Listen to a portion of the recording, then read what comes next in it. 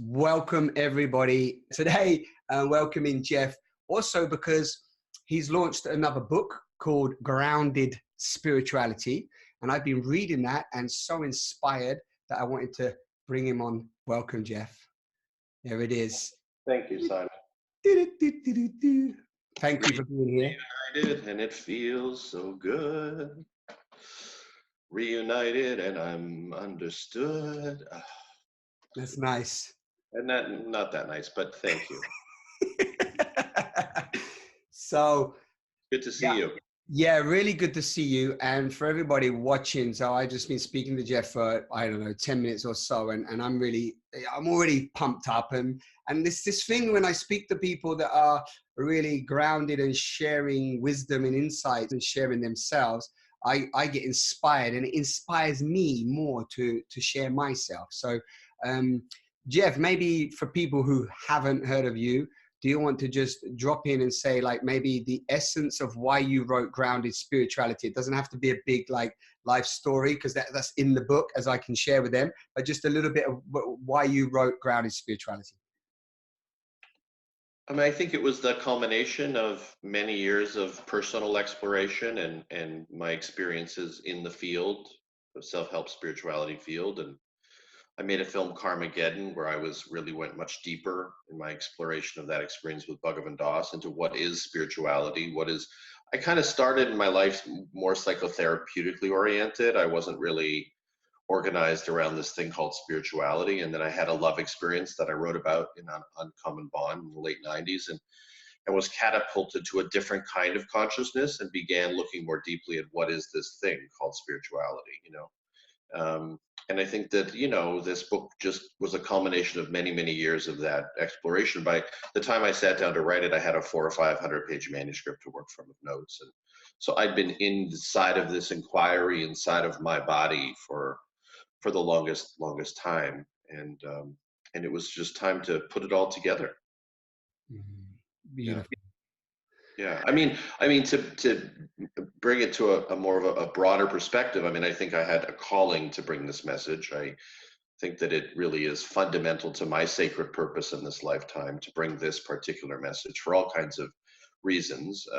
This study about what it is to integrate an expansive consciousness and a localized consciousness in many ways was always with me. And, I think that it was a very difficult book to write, but it was an essential book to write because I was called to write it. And I think that when we live inside of a sacred purpose-driven life, it's not necessarily an easy life, but we always have the satisfaction of knowing that we're where we belong, and I belonged inside of this book for that period of time. Yeah, and also to add into that, this has been a link, and obviously the part that I've been reading is this is a link because we have Soul Shaping, it's another book of Jeff's. We have the Uncommon Bond.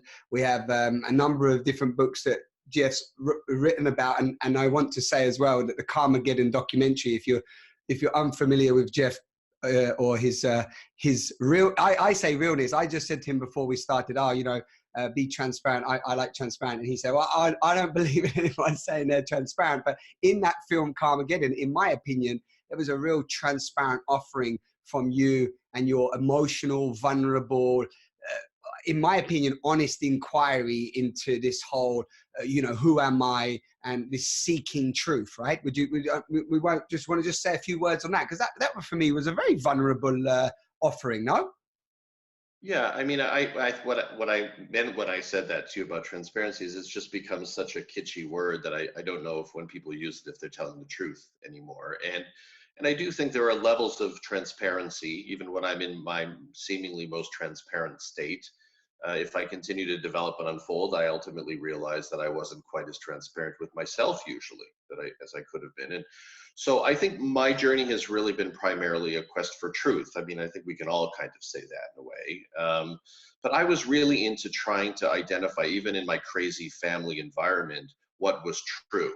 There was all these reframes of stories and events, and I was like what Virginia Satir called the congruent child, who was trying to really language and name precisely what was actually happening and what events had transpired. And I still think that's primarily how I'm oriented, and it began really internally. I was I was a teenager and I would start writing on the sidebar of my notebook in class and in first year university, you are not who you appear to be. So I was always, comparing this experience of Jeffness with some more authentic experience of Jeffness that I seem to inherently know existed for me.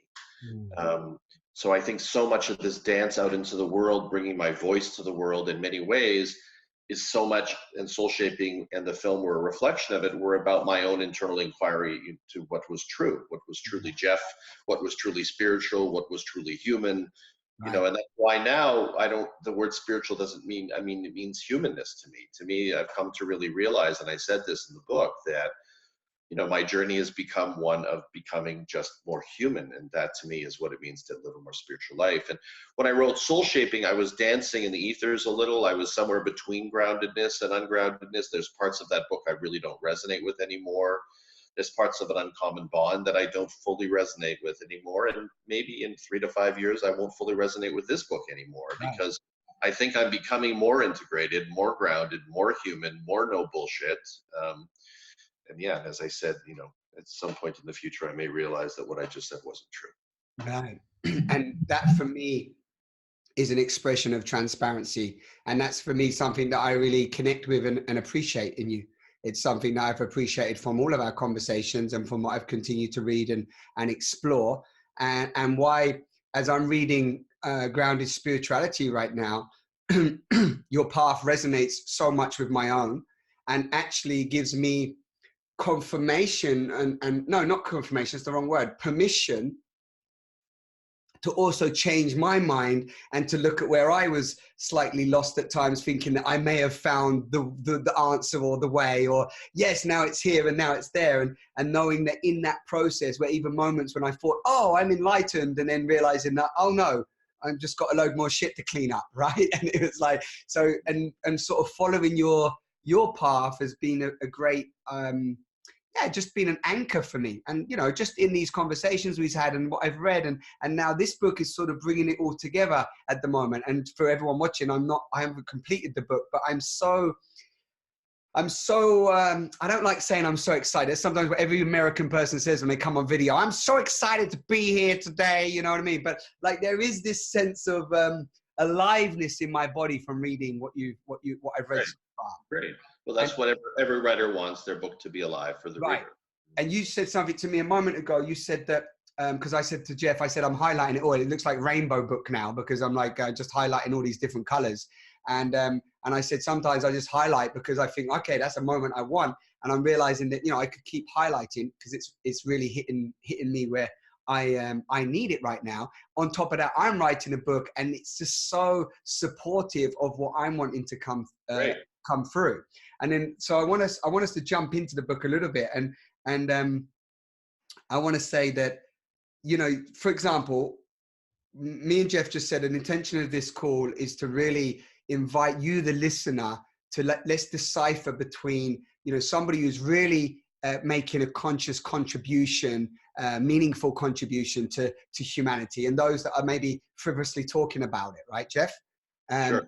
And you say something beautiful, and I'm just going to play with this. I don't know if this is the right place to jump in, but this monkey heart. Well, we hear the monkey mind, right? And we hear the monkey mind, and everyone's got to like sort out the monkey mind. And you say something beautiful. Are you happy to dive into this part about the monkey heart, right? And I haven't heard that expression, and I just think it's beautiful for this new vision that we're all talking about. Do you want to speak a little bit about that? Yeah, I mean, you haven't heard it because I made it up, but let me find. Well, so let me just say that it ties into what you just talked about this notion of you're enlightened and then coming to realize that you weren't and all that. So for me, the way I view what I call most of spirituality is like patriarchal spirituality is spirituality that is really inherently contradictory.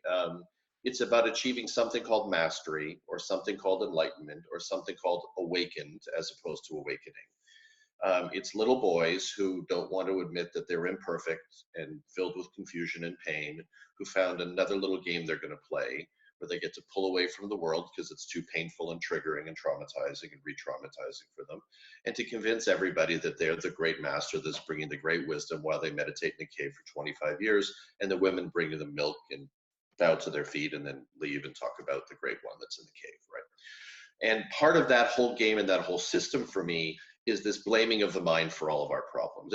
It's a game, because for me, the way that I resolve this dancing mind, this neurotic back and forth within my consciousness, was almost always by dropping down into my body and clearing my emotions. Right.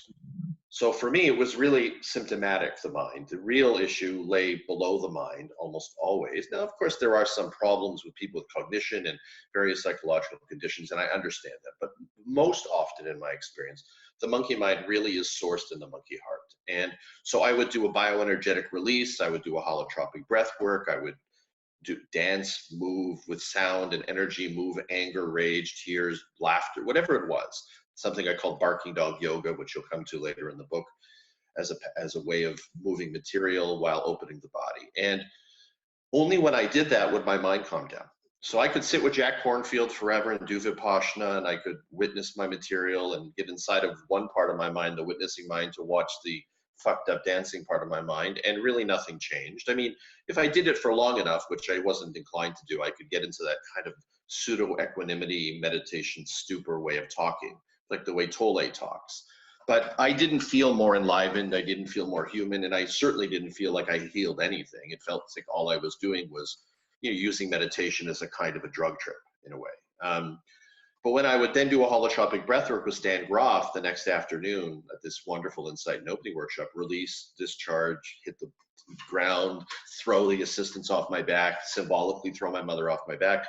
At the end of it, I would go outside, look at the field of bulrushes that I experienced in a very disjointed way before the breathwork, and feel completely at one with them. So it was like an interesting experience, that the way for me to come to the calmness internally was to do the work in the emotional body. So patriarchal spirituality doesn't just blame the mind and live in this dancing mind game that they live inside, where nothing really ever changes, because you can't change the mind from within the mind. It doesn't really work. They also blame the self, the localized self, and they seek an absolute self field, some absolute experience of equanimity independent of all your craziness and the human collective ancestral generational craziness that we're all carrying in our bones, whether we like it or not. They bash the ego. They bash your stories. They bash your personal identifications. None of that is real. It's all some kind of an illusion, and the real field of consciousness exists completely independent of your humanness, almost as though the good Lord, if there is one, put you in human form, and that was a mistake. Because in fact, what you're really supposed to be doing, if you want to really awaken, is floating up and out and transcending your human experience and living in some kind of an absolute field of consciousness. So all of it just seems to me to be mostly nonsense. And mostly what they're talking about for me is a first stage of awakening. So you do Tolle's little dance, you meditate, you witness your pain body. I call it my tender woundedness. I don't like calling it a pain body because it sounds like I'm talking about a car part. It's so detached, but you can use that language if you're doing it as an initial foray into witnessing, watching, learning about yourself through a more expansive consciousness. But if you don't then come down with that material back into this body and try to work the weave and integrate yourself into a more inclusive experience of your humanness, then to me, all you've done is dissociated and bypassed from reality. And you can do that for as long as you want to do it. If I could do it a little more than I do it, I'd be happy, but I can't seem to do it. It's not my nature to do it for very long. Right. And I think that really, once you begin to do the work of trying to work the weave, the holy weave, I think that you come to realize that the notion of enlightened, stop, awakened, stop, mastery, stop, is kind of preposterous, because the more deeply I go into my emotional material that's held within the bones of my being, the more I come into contact with more and more layers of material, some ancestral material, generational material, personal material that I'm not even conscious of in my daily life. And it just seems more and more obvious to me all the time that it's an ongoing unfolding. And if you're not experiencing it as an ongoing unfolding, then what you've really done is found a place to hide, but not really found a place to live. Thank you for that. I mean, we talk about inclusivity politically, we talk about inclusivity racially, we talk about inclusivity with respect to gender, right? It's wonderful that we're, you know, I love the work of Justin Trudeau and Sophie Trudeau. They're all about inclusivity. We also have to talk about internal inclusivity, kind of the work that Richard Schwartz has done with internal family systems, talking about bringing our parts into alignment, into integration with the core and primary self. And, you know, I think that's my work. I use the term enrealment to describe that, or Western consciousness to weave all of these wisdoms, because my view is the only way we're going to do anything to change this world is if we show up and arrive for all of it. If we're not in our bodies, as Andrew Harvey said in the foreword, and as I tried to say throughout the book, if we're not integrating all of our aspects, well, if we're just mastering one thread of consciousness and negating all the uncomfortable ones, we're not going to do anything to change what's happening in this planet, because we're not even going to be here to see any of it happening, because we're not actually in our bodies. Yeah, exactly. That brings me into our friend's book, Radical Wholeness, Philip Shepherd, right? It's a great book. Yeah, and again, just this, yeah, I guess this is one of the things that I always say, is that there's this sense of, we do a retreat called Naked, and it's this idea of stripping away everything you think you know, and then sort of like seeing who you are underneath that, and actually what you want to, who you want to be and how you want to show up in the world. And what, as we said earlier, what's your contribution? And the way why are you here? Why are you here? Yeah, why are you here? Because we've got so many other layers on top of ourselves first that are telling us why we're here. And like you said, even this quest for enlightenment, this quest for competition and so on. So like that question that is being posed for so long, nobody's clearly answered it, right? It's not like somebody's clearly answered it. That's why everyone's still running around like headless chickens. Otherwise we'd all know, right? Everyone would be going, right, cool, this is why we're here. Yeah, like that's bullshit and this is real, so let's get on with the real. Right. Most of us we're tripping out on the bullshit. But the ungrounded spiritualities are pretending that they're leading us away from the bullshit, but they're actually leading us to a much bigger pile of bullshit.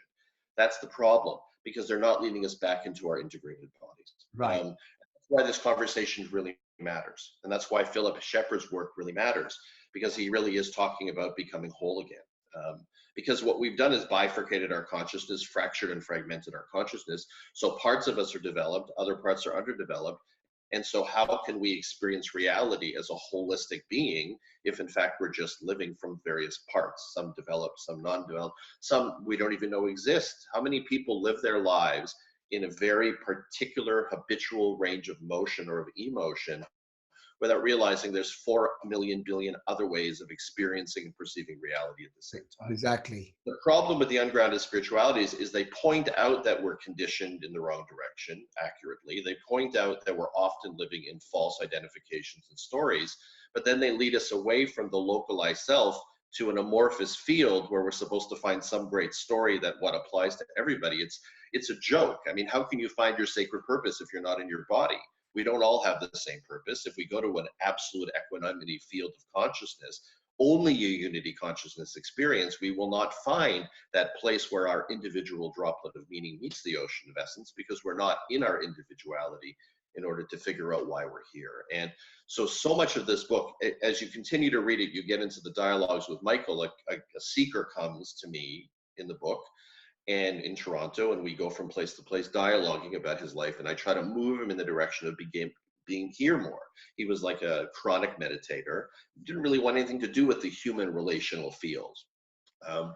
And the first part of the dialogue is what I call here, which is I'm just trying to get him here, which means he's got to come back down, travel through the emotional body, clear all the debris that's obstructing his consciousness and propelling him into his meditation addiction. He doesn't want to be in his body. It's not that he just doesn't want to be in the world, he doesn't want to be inside of his inner world. And then after we get him to the place where he's more comfortable being here, the next question is, he goes, okay, so now why am I here? You know, it feels like shit to be here. The world's a mess, which you just acknowledged. And then the work is for him to find a sacred purpose in his body. So he's here, and then the why shows up, because the here and the why are linked. The more you're here, the more clarity you have as to the why. And the more you're in your why, the more you're compelled right back into here. So when I'm writing, which is primarily my sacred purpose, if I'm writing from my cleanest, purest place, I'm back in my body and in the moment. It's my portal to divinity. So here and why are inextricably linked. But in our world, we can't even get to the why because most people aren't even here. And that's the work. we've got to get here. Right. So that makes, so what comes up for me is you're saying that. So the disconnect that we're seeing everywhere is that disconnect of being out of the body. And when I say out of the body, even if you're not even on a spiritual quest and you haven't even started meditating and so on, Right. I'm just talking about people who haven't even come into their body to ask the question of like, who am I, right? Like, let alone, like, they were just functioning in day-to-day society, earning some buck, competing with everybody.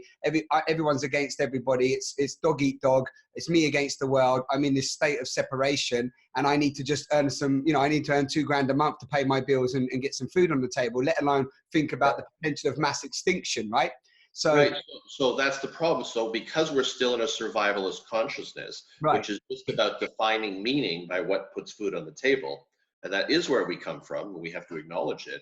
Yeah. It's very hard to get to what I'm proposing, which is more of an authentic consciousness, and what you're proposing, which is we're asking the deeper question of why am I here? What are my gifts and callings and offerings? All of that. And then how do I make a living doing that? And that's why so many of us who start to cross the bridge towards a more authentic inquiry into who we are and maybe find something that feels more truly aligned with who we deeply are, why we're here in Coded Path, what James Hillman called innate image. I've so much language, soul scriptures for it.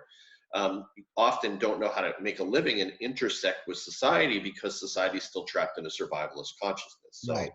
you know, that's our work and that's where we're at. And the concern, obviously, with the climate problem, amongst many other problems, is that we're not going to fully be able to cross that bridge because the climate change issue is going to force us all back to that hardcore biological survivalist instinct. Which is what's happening, which is also what's being promoted at the moment, even regardless, or for a large majority of our species, they are watching and seeing just crises right now. Like not even getting the opportunity to have a breath. I like how you described it in your book as well. It's like when you go through one layer and another layer through the bioenergetic work, you get to have another perspective, right? Once you've cleared some debris, as you call it. You become a different person. Right. So then at that different place, you can start to view different things and see from a different perspective and go, okay, I wasn't able to see that before. Now I am. But if everyone's in this crises mentality, sort of blinkers on, oh my God, it's all over. How am I going to survive crises? Government's collapsing, climate, you know, it's like nobody's stopping to breathe and go, what is the solution to this, as opposed to being in a reactive mode of, oh my God, fight or flight or freeze, right? Well, and absolutely, and there are many solutions, which, and one of them is to disconnect from the unconscious media, you know, which has now been presenting itself for a long time as a more conscious media because they're exposing Trump. But actually, by paying so much attention to every word that moron says, they're actually, again, living in the heart of the unconscious media. I mean, to me, so much of what's happening is about the difference between living from an open or a closed heart. And a survivalist consciousness is a closed-hearted way of being. A crisis consciousness, we close our heart, we batten down the hatches, we do what we have to do to stay alive. It's a biological necessity. We have people to take care of, we have to take care of our partners, we have to take care of ourselves. So, you know, it's not to disparage that tendency in all of us, but what we need to do is we need to go deeper into our heart, clear the emotional debris. So in those Lowen sections I wrote about when I worked with the bioenergetic co-founder, Alexander Lowen, he would take me over his breathing stool and force me to sort of push air into my lungs. And all of a sudden I would have access to all kinds of old pain and memories and childhood traumas and anger, that all kinds of feelings that in my waking habitual survivalist consciousness, I had no awareness of, because my breathing was shallow. And when you shallow breathe, you don't remember everything because you're holding it and you have to expand the lungs and expand the container. And then the feelings, memories emerge. After the experiences with him, I would release and move my material and tantrum, and he had a whole trip that you went on with him. At the end of it, I would feel like a different human. My perspective on everything that I felt before the session had shifted or changed, or many meaningful things had shifted and changed. And so if you watch Trumpian rallies and you see all of these closed-hearted survivalists, they're coming very honestly from a survivalist, you know, it's a toxified version of it, but they're coming from a survivalist consciousness. They are truly a reflection of where humans have been in many ways. And progressives don't understand that we stand on the shoulders of those regressives in many ways, because they closed their hearts and built the railroads and built a world that we stand upon. I mean, we really are all connected, and it's a horrible horrifying thing to accept, that those people may have actually served a purpose in the lineage of my life, but they have, you know. Right. The problem is they don't know what it's like to experience life with their hearts open because of Right. the world they inhabit, their subcultures, the whole way it is. It's organized around toughness and surviving by the survival of the fittest. So the real people say, what can we do to get a Trumpian to come over and understand a progressive consciousness? Well, you've got to find some technique. You got to bring him to a bioenergetic class. You got to find some tricky way to get him to have an experience of the heart opening. Because once the heart opens, you realize you are all connected. Exactly. With your heart closed, all you're thinking about is yourself and protecting your people. Right, right, which makes total sense. There's something you said lovely in the book, which is my suffering converted into expansion in love's messy karmic kiln, right? And did you remember writing that? So what I love that is like how you also use the word, I like this as well. I like the way you play with words, but like we're moving from awakening, which is what most people are sometimes striving for, to in-wakening, right? And I love that term of in-wakening because I've been saying to people for many years, go within or go without, right? As within, so without. If we don't, and we hear many messengers saying like, clean yourself, purify yourself, you know, refine yourself, do the inner work. And I want you to talk to this, but like the point I want to make is who's consciously waking up and going, right, okay, I'm going to do the inner work, not for myself, but also knowing that this is my response to the suffering that I'm seeing in the world, right? That's what comes up for you. So two things. So the first thing is, a lot of times in the spiritual world, this is not true in the psychotherapeutic world, because I think the psychotherapeutic world, particularly the body-centered psychotherapeutic world, but not only the body-centered psychotherapeutic world, is more spiritual in its orientation than the so-called spiritual world, which I think is mostly selling us a karmic bill of goods. Because when they talk about doing inner work, the patriarchal traditions, what they're talking about is purifying this toxic, this is their languaging, the toxic body beast. Yoga was a bypass model, actually. It wasn't a model that was intended, like many other spiritualities aren't intended, for you to go inside of the honoring of your sacred story that you've lived inside of your bones, that story you carry from your ancestry generationally through the lineage. It's talking about seeing all of that as toxic, illusion, misidentification, falsity. Byron Katie, turn your story around. It's all about turning the story around.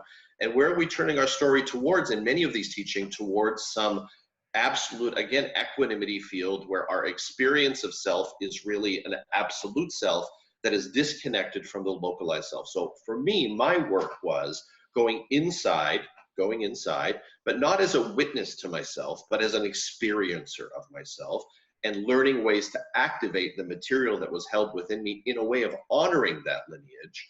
Doesn't mean to say that I want to hold on to all the suffering that I was holding on to. You want to move that material through to transformation in love's cosmic kiln, which also includes within your own self-loving cosmic kiln. And so that you honor selfhood, you honor where you come from, you honor the trauma as your door opener, and you get inside that material, work that material, and transform. That's a very different experience of spirituality thereafter than somebody who's inviting you into the inner kingdom in a way that's dismantling and desacralizing your whole personhood, seeing your personhood as the problem, which is what they do, taking you somewhere where there is no personhood anymore, but there's this other thing they call enlightenment, because then you're not an integrated being. So there's nothing to come back to. There's nobody home anymore, right? And this is what really propelled me in the direction of doing this work in the world more, was when a friend of mine on Facebook killed herself after buying into all of these kind of new age and patriarchal traditions, firing her therapist and no longer taking her story and her selfhood seriously. Well, that story was embedded in the bones of her being, came back up in the night, and eventually started to have a suicidal ideation about hanging herself, and then hung herself. I remember. Hundreds of emails from people with these stories, with people around them who bought into these bullshit soul-lebrity spiritualities that are selling nothing but imitative languaging. You read most of them, it's imitative. There's nothing new. There's no new terminology. There's nothing to take us somewhere else. Did you move your microphone? Huh? Did you move your microphone just then? I don't know. Did I? Yeah, your voice dropped, but just you Can you hear me now? Yeah, it's just it just went away. When you moved forward, you didn't move the mic. You've got a mic in front of you. No, I don't. Okay, just stay there. Carry on. No, that's lovely. Wait, there go. Yeah, I can hear you, but you just dropped out there. This is a really important point, I feel. So let's just go on this again. So I remember this back in, I think it was 2005 when we spoke, that your friend, this happened to your friend, because I remember you going through a bit of the process. So what you're just saying, just for the people listening, is that what can happen in this sort of trying to detach from the story and say, like, I'm beyond the story isn't me, what I've experienced, forget that. I'm in this sort of, like, let's say, more Zen, equanimous state where I'm the illusion, the body's the illusion, and I'm transcending into a new state of being.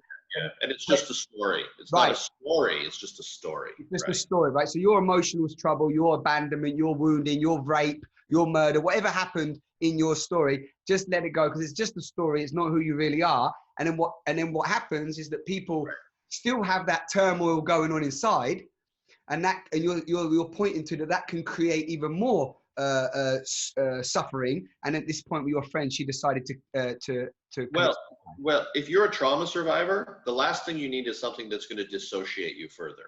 The last thing you need is something that's going to pit you against parts of your event, your experiences, your aspects, your elements, your stories. You need to actually go into them with the right healing support and techniques and find a way to heal whatever could be healed, learn lessons if there are lessons to be learned, and there aren't always with every trauma, and then come into a more integrated state where you are certainly able to access a more expansive consciousness or unity consciousness field or all oneness, whatever you want to call it, but it's coming and emanating from a very strong, sturdy, integrated self. That's a whole different experience of awakening than the one that floats away from all of it, because when you float people who are serious trauma survivors away from their bodies, there's absolutely nothing for them to come home to. They're already having a hard time staying connected to their center. And actually, I want to jump in there, Jeff, just to stay on this, because most people don't talk about trauma. And I noticed recently when I was listening to a talk actually with Adishanti and what's his name, Gabor Mate. Yeah. And they brought up this sort of just skimmed on the bit about trauma. And even Adishanti was like open and said, well, you know, I don't proclaim to be a trauma therapist. And if anybody comes to me. No, but he claims to be enlightened. He has that famous quote about what enlightenment is. And I read it and I go, well, how do you know? We're supposed to read that quote and assume that he must know because he's experiencing it.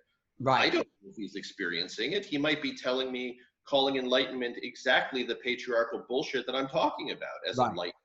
Yeah. Because I don't feel a bunch of vitality and energy coming off of that guy. And I have an inherent bias that if you're not energized on all kinds of levels, you're not awakened.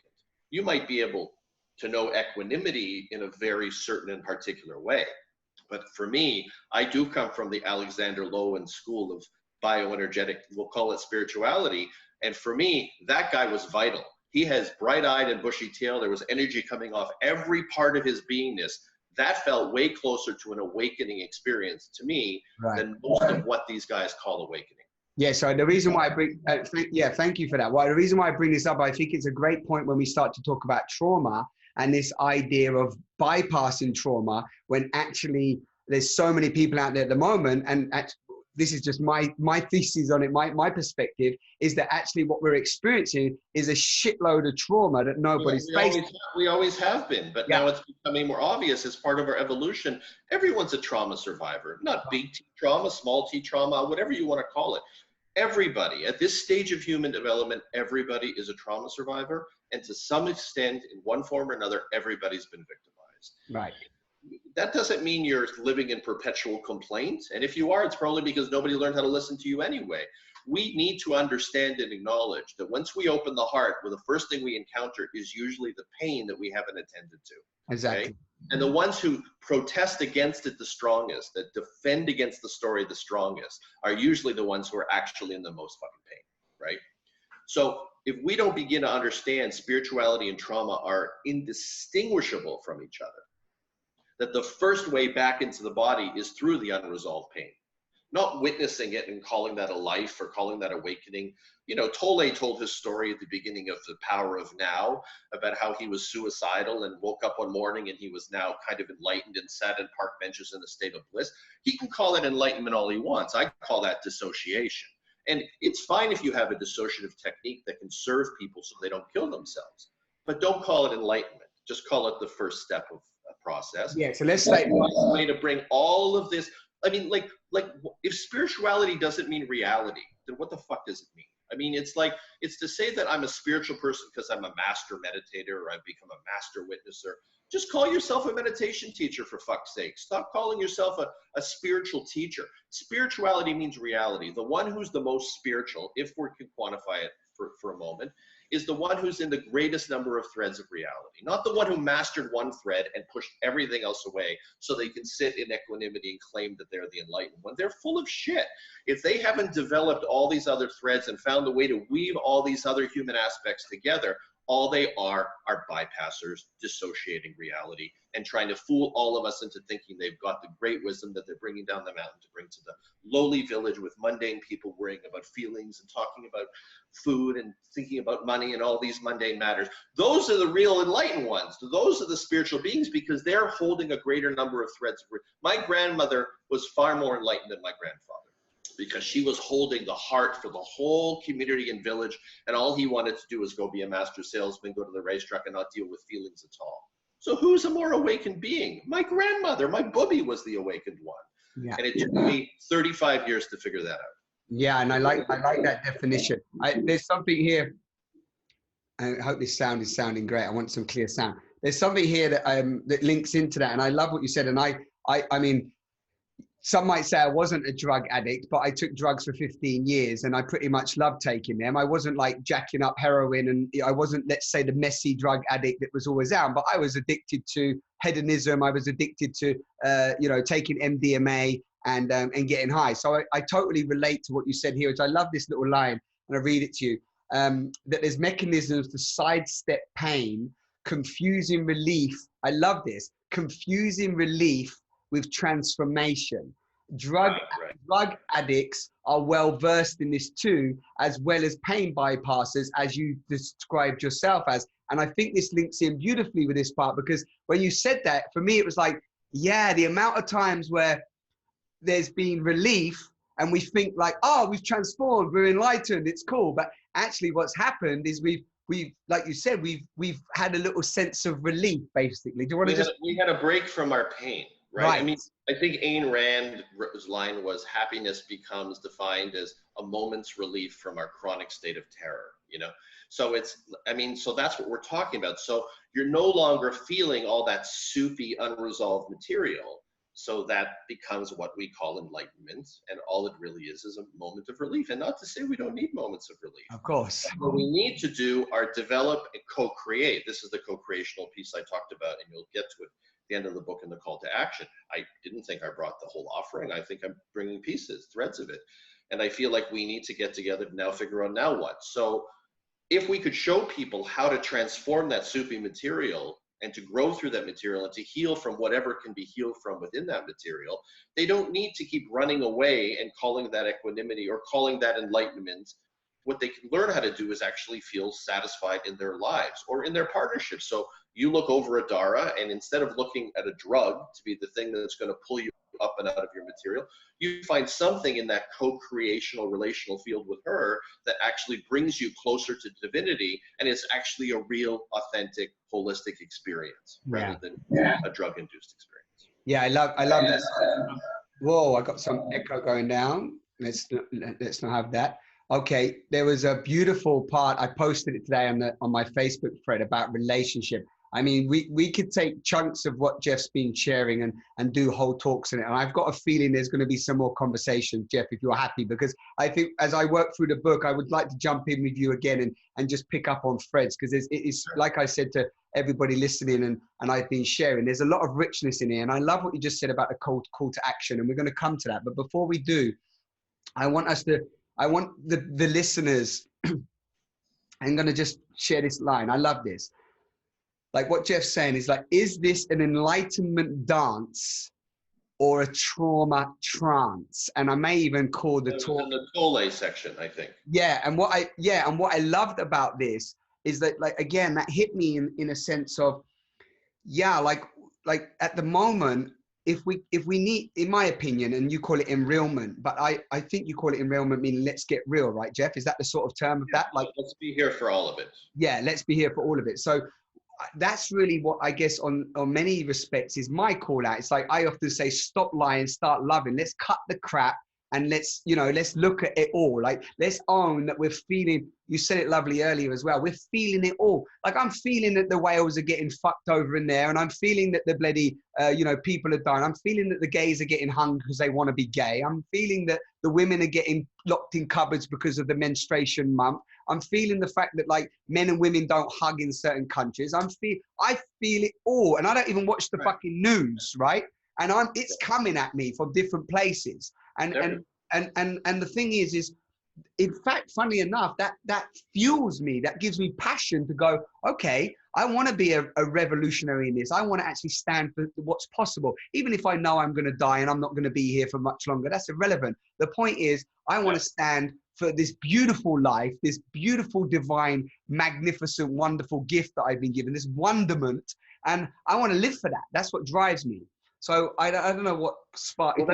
So we could call that sacred purpose. So and you asked this earlier, how do we get people to start thinking about their contribution to society, not just within themselves? My experience is you have to do enough work within the self that you reach a stage where you're kind of done with the self. Not done, really done. You're still living deeply from and within it. But you've done enough work within the self that the natural movement is towards more of a collective awareness. You start to think about, now what am I going to bring back to the village?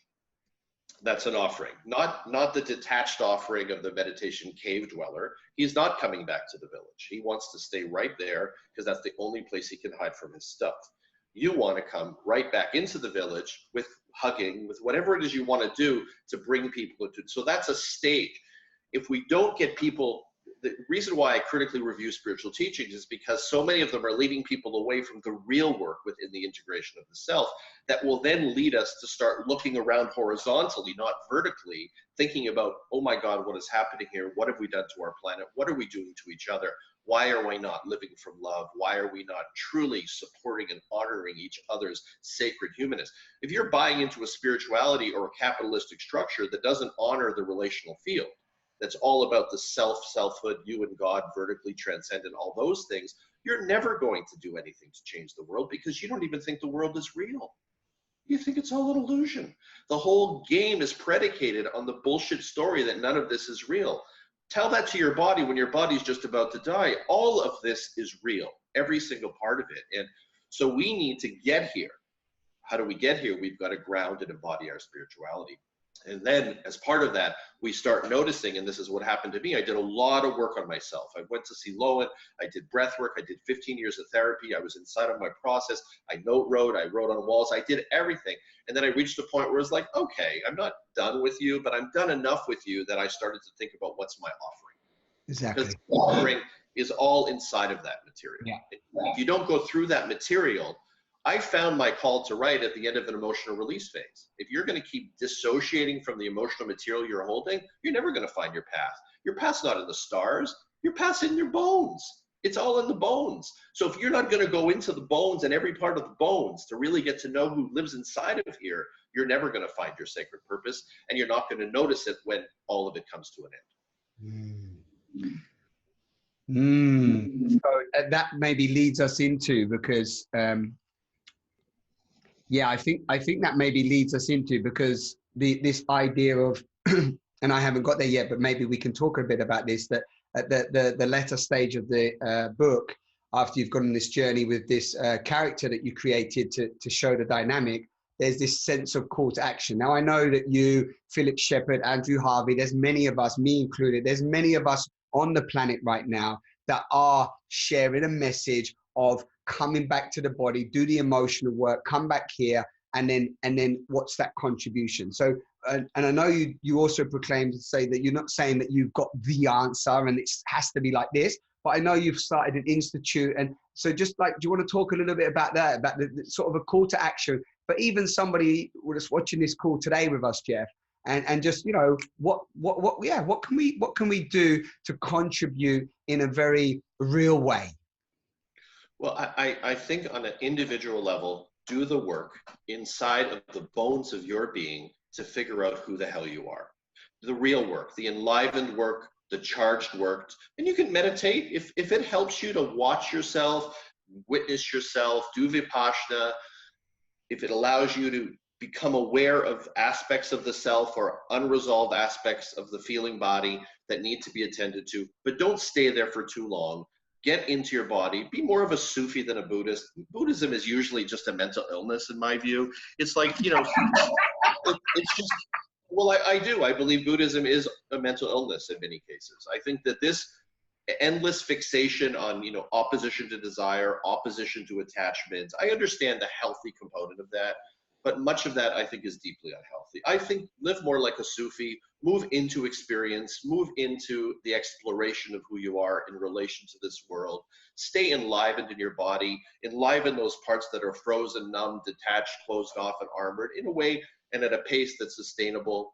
You know, don't buy into anybody's story, including my story, about what any of this is. I never tell someone what their path is, you know, but I don't buy into somebody's version of the now. Whenever someone says be here now, or Richard wrote Be Here Now, Ram Dass, or Eckhart writes Power of Now. When I see that, all I hear is, oh, so there's a person who wasn't really in the now and finally had a taste of something they call the now, and now they're going to write a big book about the now, and we're all going to believe that they know what the now is. I think, who says they know what the now is? It's not necessarily true. In fact, they may be the people that know less about the now than everybody else. That's why they need to keep writing about the now, to remind themselves to come into the now. You know, just don't believe anybody. Just critically review everything. Let's see if there's resonance within your own being, your own unique sacred purpose. Everybody's got to find their unique offering, their unique call to action. They have to figure out, what is it here? Why are they here? Why are you here? You know, Virginia Satir is said to have said at the end of her life to Jean Houston, I did what I came here to do. That's what I wish for everybody. I don't know what anyone else is here to do. I believe if they find their individuated path, they will necessarily move into more of a collective offering. I just believe that's how it works inside of humans. Right. But we need to encourage people to do that sacred purpose-driven work. And, you know, and that's what my work is all about, inviting people in that direction and not trying to take over their experience, just trying to invite them in the direction of the most inclusive possible experience. Right. So if whoa, thank you for that. So what's coming up for me as we say that, right? So we have these, as we know, we have multiple variations, you know, billions of different variations of what can be happening on this beautiful, mysterious planet. I mean, even some say it's flat, it's round, we're not here, it's illusion, it's hologram. I mean, the list is endless. But if we just come into this idea that we as a species also are temporary in the essence that we know that civilizations before us have wiped out. Yeah, it's been wiped out. Many civilizations before us have been wiped out. Sometimes a few obviously make it through in terms of our continuation. And so there's this sense, I was listening to something beautiful the other day, of this sense of that in these like mass crises moments and this culmination of so much bubbling right now around, let's say, despair, fear, systems crumbling, you know, we see it around in the whole planet. Yeah. And there's this sense of that there's a requiring a new vision that is a vision that's also, let's say, it hasn't been seen or heard before. We're in this rewriting of it as it's birthing itself through the crises. And when I'm hearing you speak and what you've been writing, and also Charles Eisenstein, Philip Shepard, and other people that I listen to, and I guess, of course, I listen to that content because that's how I perceive it to be. It resonates. Yeah, is that through this work that you're saying and going into the bones and so on, we're actually, this is why I called this series a revolutionary man, right? A man, a being of love, a being that's opened the heart as opposed to closed it. And then there's this sort of, I'm a bit of a raging optimist, but there's this idea that we have the solutions. There is that sacred activism, that potential that we can rise and really create a whole new reality that is actually not even like anything we can imagine. Do you ponder anything like that? I mean, it's like when they talk about the Great Shift and all that stuff. I think there are key moments historically, and maybe we're in one, maybe not. I'm not sure, but I don't think that. I think that whatever is going to happen in terms of sustainable change, we see how long it takes for an individual to change. Right. So for an entire planet, an entire species to change is going to take hundreds and thousands of years. And I believe in grounded, sustainable change, not just moments of relief that masquerade as transformation. Right. So I believe that the work we're doing is contributory, but I don't think we're suddenly all people in all of these stages of fragmentation and dissociation with parts of their body where they can't even access feeling and memory, suddenly are going to have this aha moment where they all wake up and we're a new collective experience. I think it's preposterous. It's not going to happen. It can't happen. We don't have the foundational structure emotionally, energetically. So many are dissociated. If they're not dissociating spirituality with bullshit versions of enlightenment, they're dissociating with these frickin' phones. And it goes on and on and on. Where the unconscious consumerism preys on the uncentered. So the more they knock us off our centers, the more money they make. And this is the whole. We're in a war for a more integrated, inclusive consciousness against the survivalist, self-centered, unhealthily self-centered, not healthily self-centered consciousness. That's what we're up against, and we are a long way from what your beautiful optimism hopes for. But at the same time, I believe in us, and I believe in offerings. I believe the only way we're going to get anywhere near there is through making our offering, and which means doing enough work on ourselves to get clear on our offering, and then being propelled energetically and not all bunked up with old stuff, so we can make the offering. So if I had all the answers, I would have written them. I don't. I can't have all the answers. I'm only one human being. It has to be a co-creative experience. So when Ken Wilber wants to study and chart out, levels of awakening spiritually, he looked at all the patriarchal traditions, all those men telling us what it is, and, not the relational framework, not the relational consciousness. Many of us know from human dynamics that we enter into a field of awareness, of awakening, access to divinity through relationship far beyond anything many of us have ever experienced alone as a lone wolf meditation warrior on a cave or in a cave or on a cushion. So that's a whole other world of what can happen in this relational field dynamically. You put up a video the other day of Sophie Trudeau, who's Canada's leading lady, who shared my stuff and brought me to Ottawa and videoed me. So in my interactions with her by email as I was writing the book, just writing to Sophie brought some of my stuff to the next level.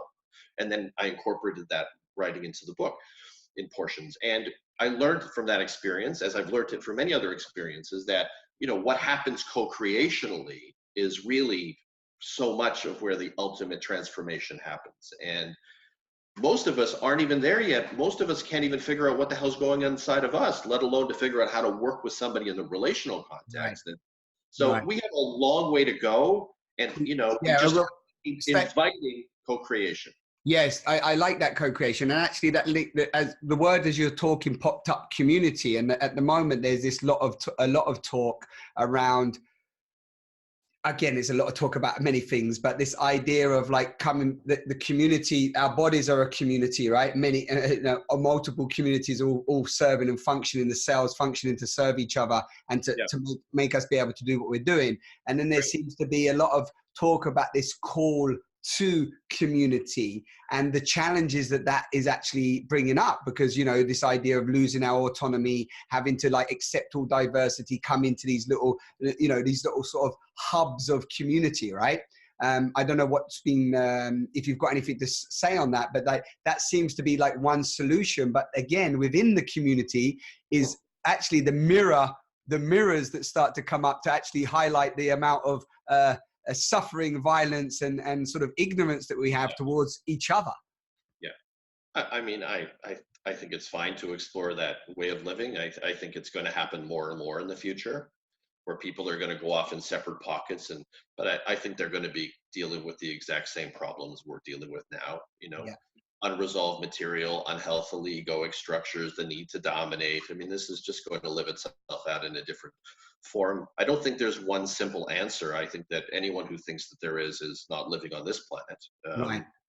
that's a dissociative perspective. I think that it's multi-aspected and multifaceted, and the most we can do, and it's a lot, is to continue to do the work dealing with the emotional pain, to deal with the trauma. Because if you're all bunked up with this material, you're not even here to have access to your offering, to a real clarified awareness of what's happening or what you can do to bring to the planet. So we need to support each other in doing this clearing, into getting into a more of a self-revealing consciousness, whether it's online, whether it's in person, whether it's in little villages, wherever it is, so that we're not walking around all feeling shamed and guilty and like sinners for just fucking existing.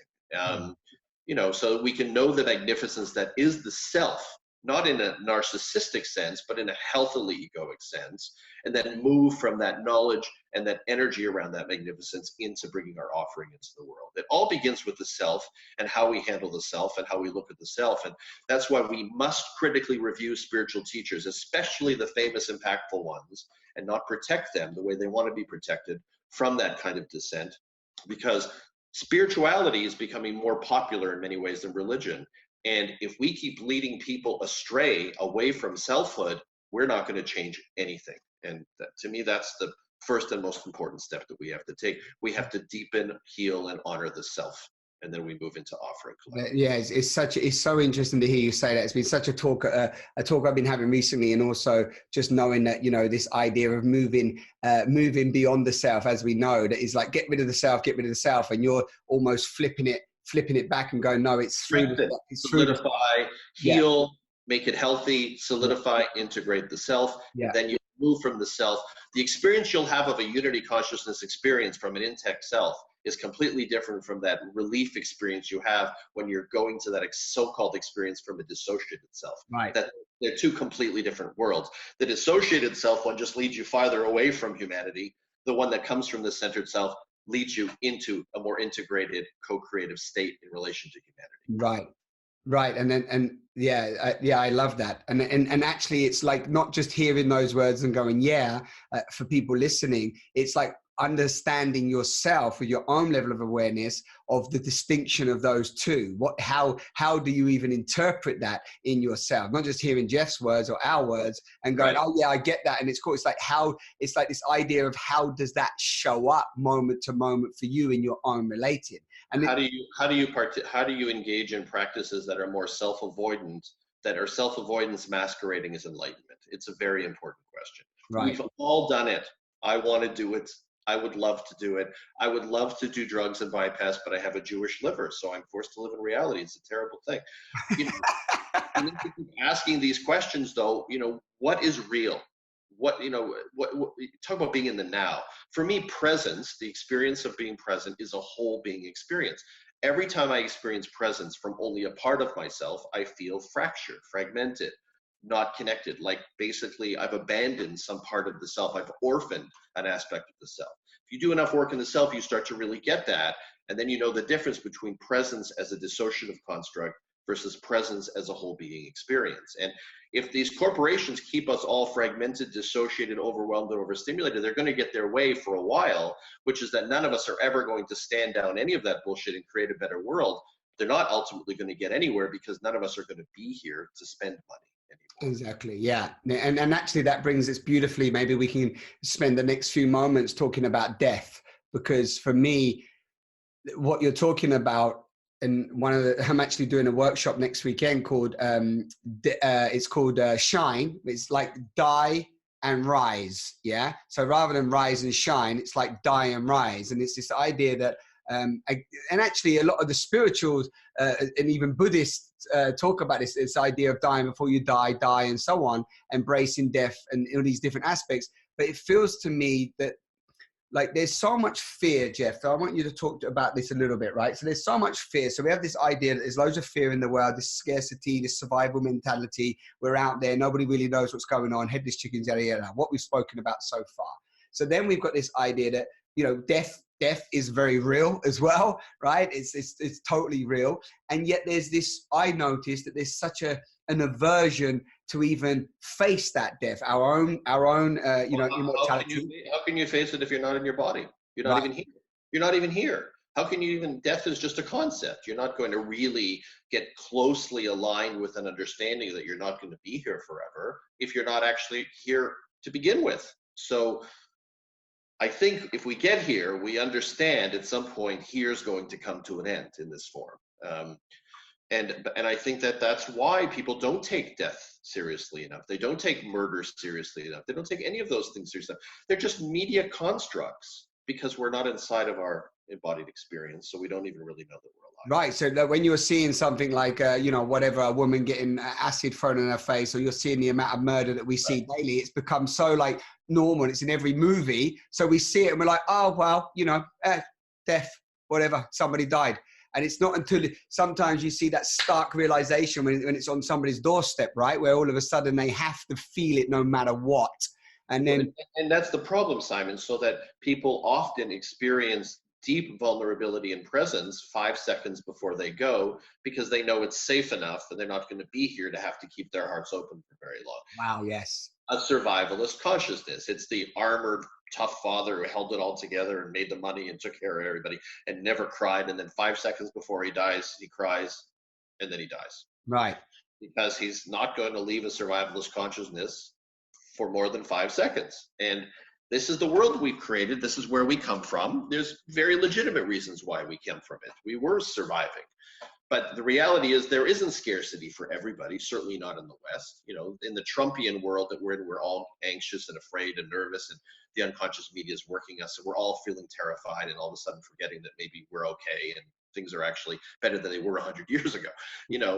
But that's because, again, we're being pulled out of our experience of true presence. We're not here for anything. We're just being torn apart and fragmented by everything that's happening all the time outside of ourselves. So I think we just need to get inside of these body temple beingness things and, get here and turn all the fucking madness off for a while and then you'll start to come back into that old consciousness we had as kids before these fucking phones showed up, when we could feel ourselves and even feel a little bored once in a while.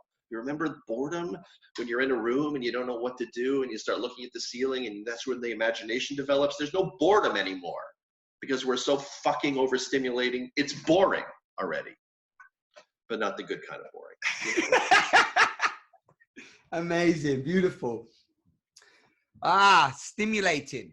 So I feel that's a nice, and like, how are you feeling? Like, just have a breath and like, how are you feeling? Is there anything that we feel in this little time together that, in terms of our little intention and also what we've like danced with, because I know we could dance a lot longer, but I'm feeling like, how would we like to close this? It feels like we've covered quite a broad spectrum. How do you feel? I think we as we always do, we cover a lot of ground. Yeah. I really appreciate that. So I want to say thank you to you as always. Thank you for showing up. Thank you for your passion, your determination, your wisdom, your contribution, your willingness, your rawness, your realness. And thank you to everybody listening. And acknowledge, I love what Jeff's been bringing today, just this acknowledgement of the body temple, of us as these miraculous divine beings that are connected to everything. Anything you want to say as a little farewell? Just that presence is a whole being experience. And that you just got to get here for all of this, as uncomfortable as it is sometimes, because we're not going to change anything if we can't nestle into the discomfort. There you go. I invite you to read Jeff's book and head over to his website. I have a new website, jeffbrown.co, all kinds of different offerings. My current site is soulshaping.com. Perfect. Okay. Thank you very much. Thank you. Ciao.